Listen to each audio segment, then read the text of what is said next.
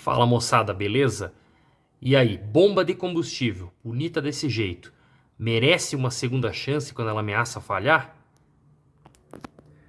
E esse orifício aqui, o que tem a ver com a história? Vamos lá para a bancada que eu já explico para vocês. Então tá aí, pessoal, bem-vindos mais uma vez à bancada aqui onde tudo acontece, ou não.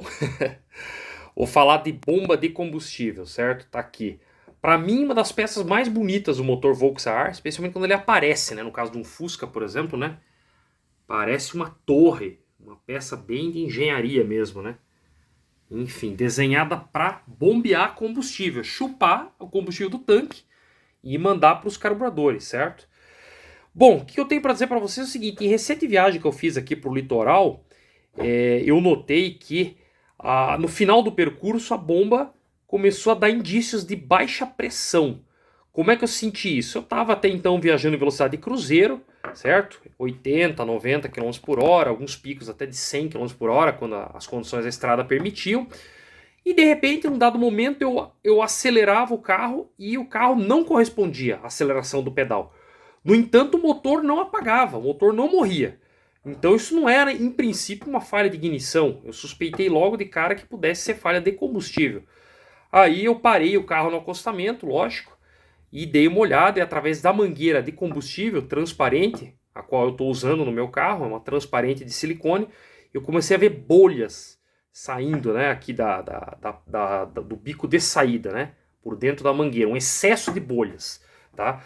Claro que naquela situação eu estava numa situação extrema, rodando com o motor já a uma velocidade constante e relativamente elevada há um certo tempo, a temperatura ambiente também era muito alta, certo? Mais ou menos aí uns 34 graus, né? E isso logicamente fez com que todo o sistema, todo o motor, o conjunto mecânico entrasse em uma situação crítica, né? Parado um tempo, eu consegui fazer com que a bomba retomasse mais ou menos uma pressão normal, né? Diminuí o esforço do motor, não acelerei tanto, diminuí a marcha, né, de velocidade, e eu consegui continuar a jornada sem uma maior intercorrência, certo? Mas ficou suspeita aqui nessa bombinha, tá? Que como vocês estão vendo é um modelo aí diferente do habitual, certo? A maioria das bombas de combustível dos motores Volkswagen, Boxer, né, não é desse jeito. Vocês já devem estar usando a bomba blindada no carro de vocês. Não é ruim, ela é até mais moderna, porém ela é uma peça descartável, certo? Essa peça aqui permite ainda um reparo, permite uma intervenção se necessário, certo?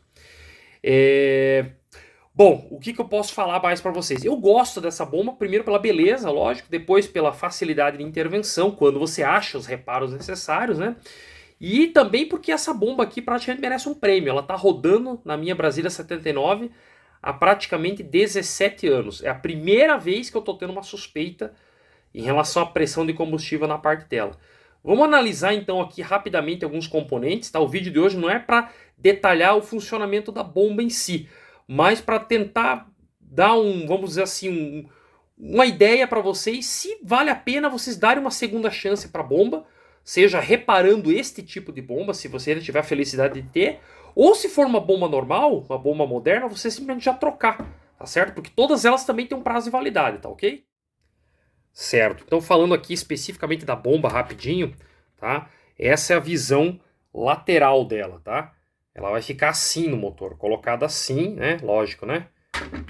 Verticalmente, certo? Parafusada por parafusos ou prisioneiros, tá? Dependendo do que tenha no bloco do seu motor, certo? Então lateralmente vocês vão ver ela assim, tá? Esse parafuso aqui, esse parafuso de latão aqui, esconde um pequeno filtro, né, chamado chapéu de bruxa, certo? Que é um filtro incorporado na bomba, um filtro de combustível incorporado na bomba, tá? Uma tecnologia bem bacana dessa época, certo? Aqui a conexão de entrada, aqui a conexão de saída. Aqui você tem na cabeça dela essa parte aqui, um diafragma de fechamento, ou seja, uma válvula de corte de fornecimento, para entrar em ação quando o motor é desligado, basicamente para evitar afogamento no carburador, certo? Uma função complementar até mesmo a que a agulha e a boia do carburador fariam, certo? Tem um vídeo aqui do meu amigo Leandro Coelho, né, no canal dele, quem tiver interessado, tá? Leandro Coelho, tá? Leandro, obrigado aí, vou tomar a liberdade de mencionar o teu nome aqui que você comentou. Ele fala aqui sobre essas bombas, tá? Ele dá uma explicação bastante detalhada, então recomendo que vocês vejam o vídeo dele. E ele explica aqui como fazer esta bomba funcionar sem esse diafragma superior, tá bom? O diafragma principal da bomba é esse aqui, tá, pessoal? Ele fica na união entre essas duas partes aqui, entre o pé da bomba e a cabeça da bomba, tá? Aqui vocês estão vendo ele aqui, ó. Tá, ó, essa parte vermelha é o material de diafragma, tá? É um material sintético, tipo uma malha emborrachada, que faz uma função de movimentação mecânica, certo? Sucção mecânica. A bomba nada mais é do que um sugador, certo? Um sugador mecânico de gasolina, certo? Primeira coisa que vocês vão ver, vocês ainda não sabem se o diafragma está estragado ou não. Vocês não sabem se o de travamento está com algum problema. Vocês não sabem se o filtro de combustível da própria bomba está entupido, certo? Bom, eu não vou abrir essa bomba ainda. Como eu estou falando para vocês, é uma segunda chance. Primeira coisa que vocês vão olhar aqui, ó. Embaixo da bomba aqui, ó. Tá vendo? Tá cheio de graxa? Sim, tem que estar sim. Se vocês não têm graxa nessa quantidade na bomba de vocês, seja antiga, seja moderna, providenciem urgente. Por quê? Porque a graxa aqui embaixo vai funcionar como um material de resfriamento, certo? Contando que todo o motor dilata, né? A graxa aqui embaixo vai funcionar como resfriamento. Então, ela vai ficar praticamente em toda essa porção inferior aqui, onde está o balancim da bomba, certo? Deixa eu ver se eu consigo achar ele aqui no meio da graxa para vocês verem, certo? Eu não quero perder muito dessa graxa, mas olha ali, ó. Olha lá, lá vai estar o balancim da bomba, que é um pino de acionamento. Se você perceber qualquer folga nesse pino, tá? Você já pode ter aí um grande indício de problema, certo? Por quê? Porque com a folga no pino, você não vai ter um movimento mecânico adequado, bombeamento adequado da bomba, certo? Então vocês estão vendo que o balancim, que é tipo um balanço, ele vai ficar aqui ligado nesse eixo, certo? Geralmente ele dá uma folga aqui no eixo, certo? E ele também trabalha assim, ó, tá? Ele vai ser empurrado pelo pino de acionamento, tá? Que é esse aqui, tá? Que vai empurrar ele aqui por baixo, tá? E o balancinho interno do pé da bomba vai trabalhar assim, fazendo a sucção, a movimentação do diafragma, para cima e para baixo, para cima e para baixo, tá? Se tiver folga aqui, já praticamente a sua bomba está estragada, ou você repara essa parte, ou você compra uma bomba nova. Mencionei para vocês o buraco, o orifício do motor, certo? O que é aquilo ali? Nada mais é do que isso aqui, pessoal. Alojamento do suporte da bomba, ou do baquelite da bomba. Essa aqui é uma base de baquelite, certo? Que é um material térmico, tá? Que vai, em primeiro lugar, ele vai no motor. E o eixo, ou pino de acionamento, vai aqui, certo? Então, você tem esse pino correndo aqui dentro, certo? Com o movimento do eixo do distribuidor, o que você vai ter? Você vai ter esse acionamento aqui, ó. Para cima, para baixo, para cima, para baixo. Conforme o tempo do distribuidor, a solicitação do motor, é um movimento rítmico, certo? Esse movimento contínuo vai empurrar aqui o balancim, nessa base aqui que está devidamente lubrificada, e isso deve fazer com que a bomba funcione normalmente, certo? Você viu que aqui está ok, você viu que aqui está ok, o pino aqui você deu uma volta lá na polia do motor, ele sobe de mínimo 6 a máximo 12 milímetros, você está usando aqui um parzinho de juntas certinho, tá? Um aqui direto no bloco do motor, um em cima, beleza. O que pode estar acontecendo? Pode estar acontecendo um travamento por dilatação, certo? E isso que eu vou comentar a seguir, especificamente em relação aqui ao baquelite e o eixo da bomba, tá ok? Certo, então, como eu comentei para vocês, essa parte aqui vai estar direto em contato com o bloco do motor, certo? Essa base de baquelite vai estar em contato direto aqui, ó. Essa parte especificamente vai estar em contato com o bloco do motor. Essa parte aqui vai ser introduzida naquele orifício, tá? Que eu demonstrei para vocês. Lá dentro ainda do motor, vocês viram que tem uma espécie de argola aqui assim, certo? Que vai ajudar a manter essa guia no lugar. E dentro desse conjunto todo aqui, ó, o eixo, tá, pessoal? O eixo é um eixo de aço, tá? Duro, né? Devidamente calibrado, tá? Ele tem um comprimento específico, tá? Tem a ponta dele aqui também arredondadinha, certo?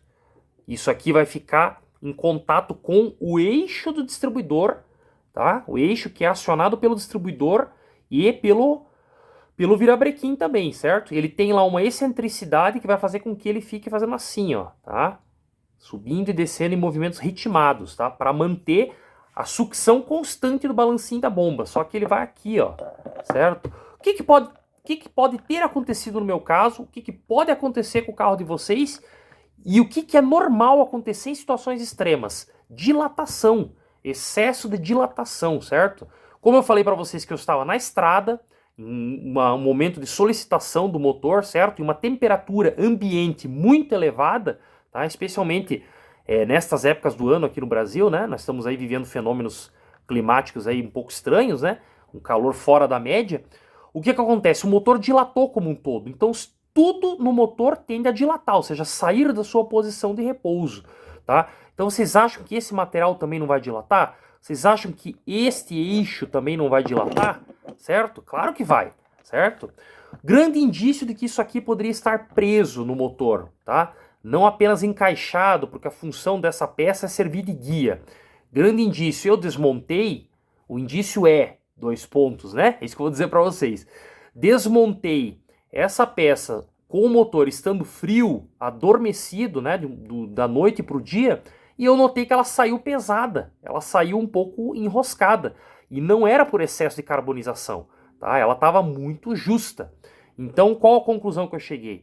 Que isso aqui poderia estar dilatando além da conta, e em dilatando isso aqui, e dilatando o eixo, ele poderia travar o eixo ou fazer com que o movimento ficasse mais comprometido, certo?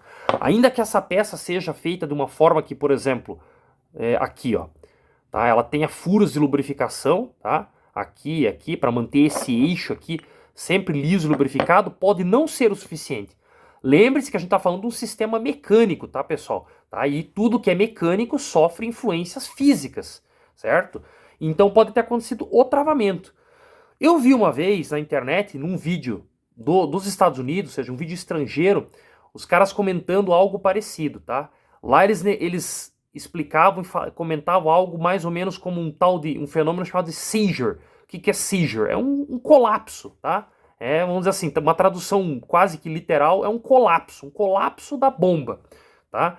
E o que o cara lá do vídeo estava comentando era exatamente isso, tá? Você pode ter uma dilatação anormal aqui, e isso vira travar. Solução, pessoal, para vocês tentarem dar mais uma chance para a bomba de vocês, já que ela aparenta estar tão boa.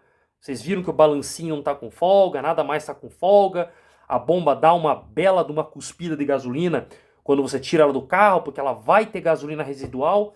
O que vocês fazem? Vocês tiram o material aqui, ó, tá? Então eu peguei um par de lixas aqui, tá? Já usado, por exemplo, uma 80 aqui, ó. E simplesmente vim aqui, ó, e vim afinando isso aqui, tá? Ó. Tá? Isso aqui, o baquelite é um material fibroso, ele aceita essa diminuição aqui do diâmetro. O que você tirar vai virar pó, certo? E aí, o que você faz? Depois de limpo, devidamente lavado com gasolina, você vai lá no seu bloco do seu motor, você vai introduzir essa peça. Com o motor frio, ela tem que entrar com uma certa folga. Nesse caso, você quer uma folga nesse sistema, né? Nem tudo com folga na mecânica é bom, mas em alguns aspectos as folgas são primordiais, né? Então você quer que haja uma certa folga aqui, não tem problema. Quando dilatar, essa eventual folga do motor frio vai ser compensada, só que ela vai ser compensada de forma correta, de forma a não dificultar o trabalho do eixo aqui dentro, tá?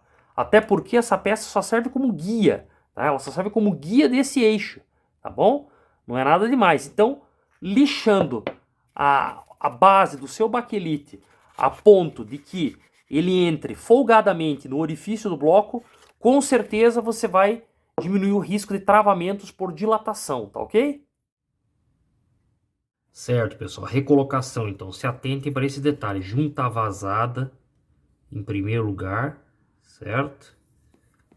Depois, próprio baquelite ou flange ou guia. Olha lá. Nesse sentido.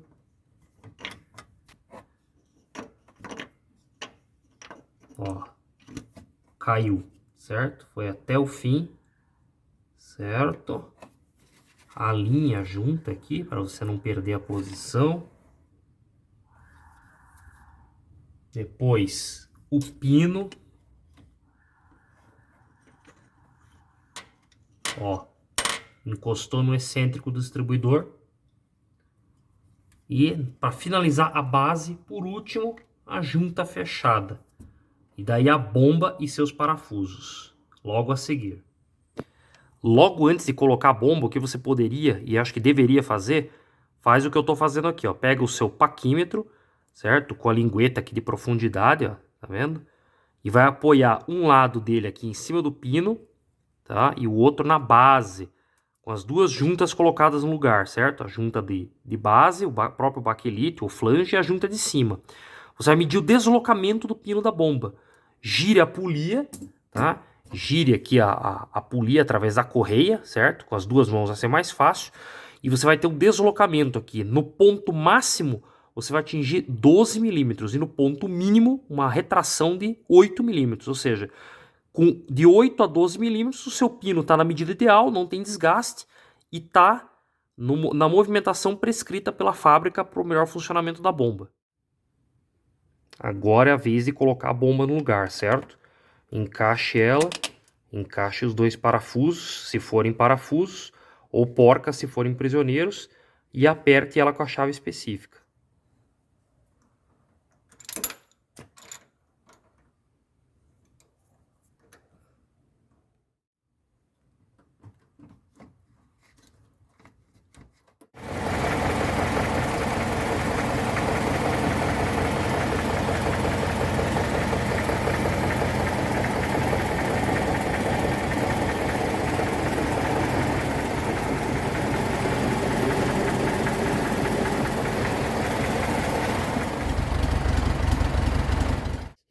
Bom, claro que existem maneiras mais eficientes da gente medir o fluxo de combustível na bomba, se o problema realmente for esse. Dentro de um contexto de oficina, se você tiver acesso a um manômetro de vazão de combustível, você pode plugar ele entre a saída da bomba e a entrada do carburador, e com o auxílio aqui da literatura técnica, nós vamos ter uma noção de que o fluxo mínimo é 140 ml de combustível e o máximo 390, medidos, obviamente, numa situação já crítica de motor quente, certo? Porém, o que eu quero passar para vocês como informação é, num contexto prático, tenha você este modelo de bomba, que é o original, de trocar reparo, ou esse modelo que é o blindado moderno, que exige a substituição da peça como um todo, você possa perceber os primeiros indícios de problema na sua bomba e possa dar uma atenção primária em situações que estejam indicando já algum contratempo, certo? E a situação primária é justamente essa, perceber se está havendo uma dilatação inesperada no corpo da flange da bomba ou do baquelite da bomba que possa estar impedindo a correta movimentação do pino de acionamento da bomba de combustível, certo? E corrigindo uma informação que eu possa ter falado por engano no começo desse vídeo, o curso máximo de deslocamento desse pino é 4 milímetros, certo? Então ele vai estar a 8 milímetros na menor altura e a 12 milímetros na maior altura, certo? Então é isso, pessoal. Espero que eu possa ter novamente passado alguma informação útil para vocês, que vocês possam tirar proveito dela em um momento de necessidade, e a gente se vê novamente no próximo vídeo, beleza?